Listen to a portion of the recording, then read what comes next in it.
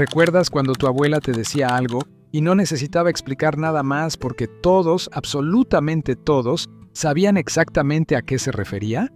Esas frases que formaban parte del día a día, que se escuchaban en la calle, en la escuela, en la tienda de la esquina y en la mesa familiar. Número 25. No me salgas con Domingo 7 era una advertencia cargada de preocupación, dicha casi siempre en voz baja pero con mucha seriedad. En el México de antes, la frase se usaba cuando los padres hablaban con sus hijos sobre decisiones que podían cambiarles la vida, especialmente en temas de noviazgo y responsabilidad. El Domingo 7 era ese imprevisto que llegaba sin estar planeado, ese problema que alteraba la tranquilidad de la familia y obligaba a adelantar etapas. No se explicaba con rodeos, todos entendían lo que quería decir. Era una forma muy mexicana de hablar de consecuencias sin mencionar directamente el tema. Número 24. Esta frase se usaba cuando un plan salía completamente al revés, cuando lo que creías que te iba a beneficiar terminaba perjudicándote. Su origen viene de las armas de fuego antiguas, especialmente de los rifles y escopetas viejas que a veces fallaban en su mecanismo y, en lugar de disparar hacia adelante, explotaban hacia atrás, lastimando al mismo que disparaba. Esta expresión se usaba para todo tipo de situaciones. Cuando le prestabas dinero a alguien, esperando que te lo devolviera pronto y terminabas tú pidiéndole prestado. Cuando defendías a un amigo en una discusión y ese mismo amigo terminaba traicionándote. Cuando mentías para salir de un problema y la mentira te causaba uno más grande. Número 23. La advertencia mexicana por excelencia. Aguas significaba cuidado, atención, peligro.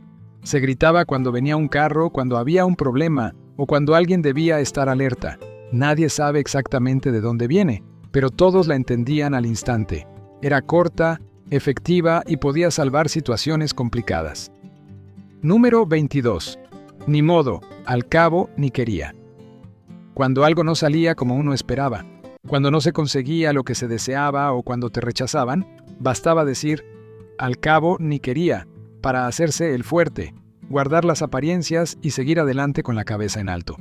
Los niños la aprendían desde pequeños y la usaban constantemente. Cuando no los dejaban ir a la feria del pueblo porque no había dinero, al cabo ni quería ir. Cuando se acababan los dulces antes de que les tocara, al cabo ni quería dulces. Cuando la niña que les gustaba le daba el sí a otro, al cabo ni me gustaba tanto. Número 21. Esta frase es probablemente la más versátil, la más mexicana y la más imposible de traducir a cualquier otro idioma. Órale pues, lo resume absolutamente todo. Acuerdo, sorpresa, aceptación, emoción, incredulidad, conformidad, entusiasmo, resignación y hasta despedida.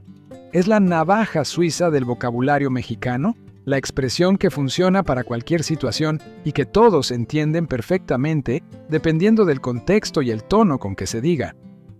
Cuando alguien te proponía un plan y estabas de acuerdo, respondías, órale pues, con tono decidido, indicando que sí, que te apuntabas, que contaran contigo. Número 20.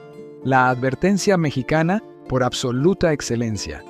Aguas significaba cuidado, atención, peligro inminente, alerta máxima. Era la palabra que se gritaba cuando venía un carro a toda velocidad, cuando algo estaba por caerse, cuando había un problema acercándose o cuando alguien debía estar en guardia inmediatamente. Independientemente de su origen real, aguas se consolidó como la advertencia universal mexicana. Era corta, sonaba fuerte, se escuchaba bien incluso en medio del ruido y todos, absolutamente todos, la entendían al instante, sin necesidad de explicaciones. Número 19. Está bien lanzado. Cuando alguien era muy atrevido, muy osado, valiente sin límites o se aventaba sin miedo a las consecuencias, se decía que estaba bien lanzado. Era reconocimiento de audacia, descripción de personalidad que no se detenía ante obstáculos ni temía el qué dirán. Era mezcla perfecta de admiración, advertencia y a veces hasta envidia. En los juegos callejeros, el niño lanzado era quien se atrevía a todo, cruzar la calle corriendo cuando venían carros para agarrar el balón, entrar a terrenos baldíos donde decían que había perros bravos, subirse a las azoteas, aunque estuvieran prohibidas. Era líder natural por pura audacia. Número 18. Cuando algo te gustaba, te parecía interesante o te llamaba la atención, decías, me late esa idea, me late esa chava, me late ir al cine. Era entusiasmo genuino, expresado en 2 palabras. Esa frase tenía ritmo, tenía vida, como si el corazón literalmente latiera más rápido ante algo que valía la pena. Número 17. En tiempos donde las monedas valían, 1 quinto era una moneda pequeña que alcanzaba para algo. Dame 1 quinto para el refresco, junta los quintos para el camión. Era la economía de centavos donde cada moneda importaba. Esa frase recuerda cuando el dinero se cuidaba con respeto y todo tenía un precio justo. Número 16. Simón era afirmación relajada, acuerdo sin complicaciones. Se usaba entre amigos, en la calle, en situaciones informales. Nadie preguntaba por qué Simón significaba así, simplemente se entendía. Era parte de ese caló urbano que le daba identidad al habla de barrio. Simón era para los cuates, para la banda, para el grupo de amigos de la esquina. Era la palabra del barrio, del mercado, de la cancha de fútbol descalzo, de la tienda de la esquina donde se juntaban los chavos a platicar hasta que oscurecía. Era afirmación relajada, acuerdo sin complicaciones, confirmación entre iguales. Número 15. Nel pastel, lo opuesto a Simón. Nel pastel significaba no de manera categórica pero divertida. ¿Vas a ir? Nel pastel. Era negación con humor. Una forma de decir que no sin sonar grosero. Esa rima involuntaria le daba musicalidad y la hacía memorable, perfecta para cualquier situación donde la respuesta fuera negativa. Número 14. Una forma graciosa de despedirse. Ahí nos vidrios era decir, ahí nos vemos, con ese juego de palabras tan mexicano. Se usaba entre cuates, al salir de la escuela o al terminar una reunión. Era informal, era cercano y tenía ese toque de humor que caracterizaba las conversaciones del barrio. Número 13. Esta frase era el arte de pedir permiso, tiempo o una oportunidad usando el mínimo de palabras, pero con el máximo de significado. Dame chance se convirtió en una petición universal que funcionaba en prácticamente cualquier contexto social, desde lo más casual hasta lo más serio. Entre amigos, que dame chance y ahorita te ayudo, era promesa de colaboración diferida pero segura. Significaba, confía en mí, voy a cumplir, solo necesito un momento. Era la base de esa confianza social que mantenía funcionando las relaciones. Número 12. Te voy a dar tu estate quieto. No era una invitación a la calma, era una advertencia clara. Se decía, con la mirada fija y con esa pausa que hacía que el corazón empezara a latir más rápido. Bastaba escucharla para saber que el juego se había acabado. Los niños de antes entendían perfectamente su significado. Era el límite, el momento en que las travesuras cruzaban la línea invisible del respeto. A veces venía acompañado de una chancla en la mano, otras solo con la amenaza, pero pocas veces quedaba sin cumplirse. No hacía falta explicar nada más. Esa frase era autoridad pura. Número 11. La decían los abuelos cuando alguien llegaba con una historia demasiado adornada, con dragones invisibles o hazañas imposibles. Bastaba escucharla para entender que no se tragaban tan fácil lo que les estaban contando. Si uno decía que el maestro lo traía contra él, respondían, eso es puro cuento. Si jurabas que un perro enorme casi te come en la esquina, lo mismo. Si asegurabas que no hiciste la tarea porque se fue la luz en toda la colonia, otra vez. Era una mezcla de experiencia y desconfianza sana. Los adultos de antes habían visto demasiado como para creer todo a la primera. Número 10.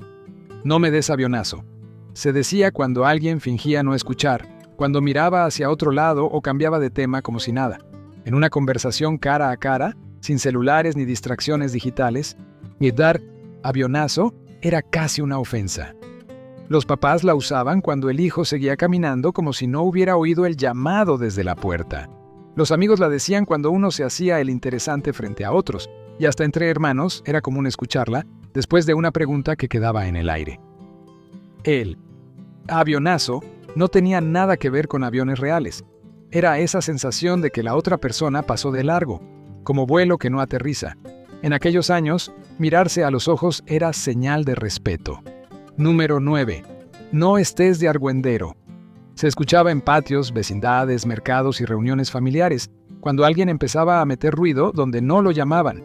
Bastaba que una discusión subiera de tono para que una mamá, una tía o una abuela soltara la frase con autoridad. Ser argüendero no solo era hablar de más, era provocar problemas. Y es meterse en pleitos ajenos o exagerar cualquier situación hasta convertirla en espectáculo. Los niños la oían cuando comenzaban a gritar durante un juego, los jóvenes cuando el relajo se salía de control, y los adultos cuando alguien quería encender conflictos en la familia. Número 8. Ponte abusado. Significaba estar atento. Era la frase que los padres decían antes de salir a la calle, antes de subir al camión, antes de ir a la escuela solo por primera vez.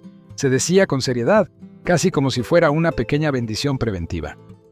En el México de antes, la calle enseñaba rápido.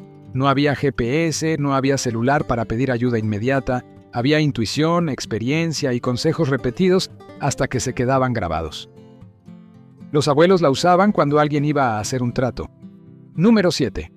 Estás en la edad de la punzada era la frase que lo explicaba todo en el México de antes. Cuando un adolescente amanecía de malas, respondía con desgano o parecía enojado con el mundo sin razón aparente, no hacía falta un discurso largo ni explicaciones científicas.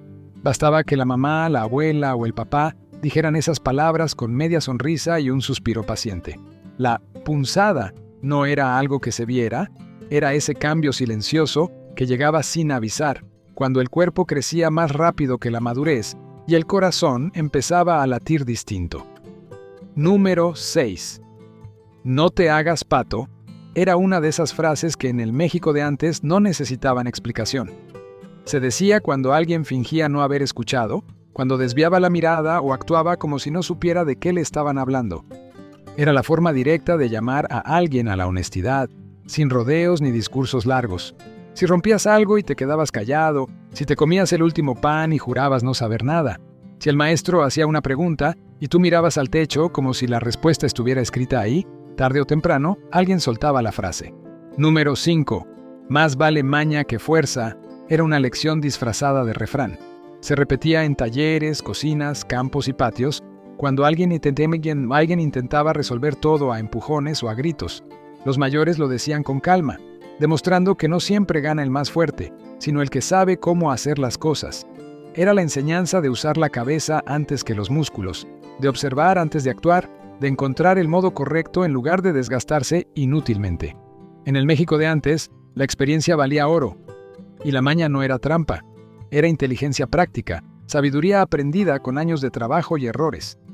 Número 4. Hazlo como Dios manda. Era mucho más que una instrucción. Era una exigencia de hacerlo bien desde la primera vez. En el México de antes, esa frase se decía cuando alguien hacía las cosas a medias, con prisa o sin cuidado. La mamá la soltaba al ver la cama mal tendida, el papá al revisar una tarea hecha al aventón, el abuelo cuando el trabajo no quedaba derecho ni firme. No se trataba solo de religión, aunque la expresión la mencionara. Se trataba de orden, responsabilidad y respeto por lo que se estaba haciendo. Número 3. A ver si muy machito, era una frase que sonaba a reto inmediato. En el México de antes, se decía cuando alguien presumía valentía de más, cuando hablaba fuerte pero todavía no demostraba nada. Bastaba que un muchacho inflara el pecho, que dijera que no le tenía miedo a nada o que se burlara de otros, para que alguien soltara la expresión con media sonrisa desafiante. Era una manera de poner a prueba el orgullo, de confrontar esa actitud fanfarrona que buscaba impresionar. Número 2. Porque soy tu madre, era el punto final de cualquier discusión. En el México de antes, cuando un hijo preguntaba demasiado, cuando pedía explicaciones o intentaba negociar una orden, esa frase cerraba el tema sin apelaciones. No había debate, no había votación, no había segunda opinión. La autoridad se ejercía con palabras firmes, y esa era la más contundente de todas. Número 1. Voy a echar un fonazo, llamar por teléfono, era todo un acontecimiento que requería planificación y dinero contante y sonante. Echar un fonazo significaba hacer una llamada, generalmente desde un teléfono público de monedas que estaba en la esquina, en la farmacia o afuera de las misceláneas. Se decía con urgencia, como si fuera una misión importante que había que cumplir cuanto antes. La persona salía apurada de su casa con monedas de 50 centavos o de $1 tintineando en el bolsillo, caminaba hasta el teléfono público más cercano y marcaba con los dedos temblorosos, esperando que la otra persona sí estuviera en casa para contestar. Pero lo más hermoso de estas frases no es solo lo que significaban, sino todo lo que representaban. Una época donde las palabras tenían peso, donde una frase podía sellar un trato, donde el lenguaje servía para unir a las familias, para construir comunidad, para compartir sabiduría de generación en generación.